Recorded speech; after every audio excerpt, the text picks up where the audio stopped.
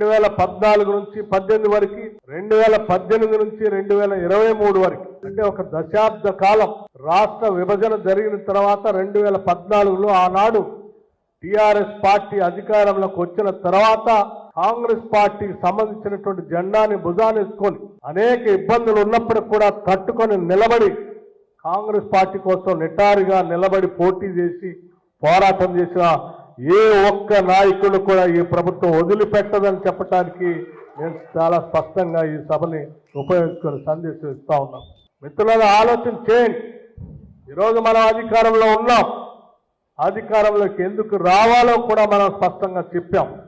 వచ్చిన తర్వాత ప్రజలకు ఏం చేయాలని, ఏ లక్ష్యంతో కాంగ్రెస్ పార్టీ అధికారంలో రావాలో కూడా స్పష్టంగా ప్రజలకు కొన్ని హామీలు ఇచ్చి ఈ రాష్ట్ర విభజన చేసి ప్రత్యేక రాష్ట్రం తెచ్చుకున్నదే ఈ ప్రాంత అభివృద్ధి కోసం అని తెచ్చుకుంటే దురదృష్టవశాత్తు 10 సంవత్సరాల అధికారంలో ఉన్నటువంటి టీఆర్ఎస్ పార్టీ ప్రజల అవసరాలను పక్కన పెట్టి కేవలం టీఆర్ఎస్ కేసీఆర్ సంబంధించిన కుటుంబ అవసరాల కోసమే తెలంగాణ రాష్ట్రం మొత్తాన్ని కూడా వాడుకొని ఈ రాష్ట్రాన్ని సర్వనాశనం చేసి వెళితే ఆ రోజు ప్రజల మధ్యకు వెళ్ళి చాలా స్పష్టంగా చెప్పాం. తెలంగాణ రాష్ట్రం ప్రాంతం వెనకబడి ఉంది.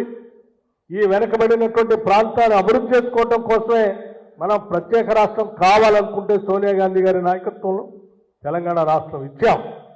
కానీ ఇచ్చిన రాష్ట్రంలో అభివృద్ధి జరగకపోగా ఇంకా దోపిడీ పెద్ద ఎత్తున పెరిగిపోయి ప్రజలకు రావాల్సినటువంటి సంక్షేమ కార్యక్రమాలు కానీ అభివృద్ధి కార్యక్రమాలు అందకుండా ఒక కుటుంబ దోపిడికి తెలంగాణ రాష్ట్రం గురై బలైపోతుంది.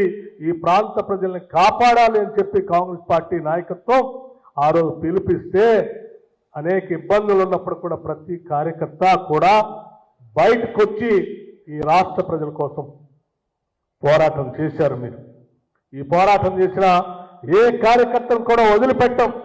తప్పనిసరిగా వారందరి పేర్లు గుర్తున్నాయి.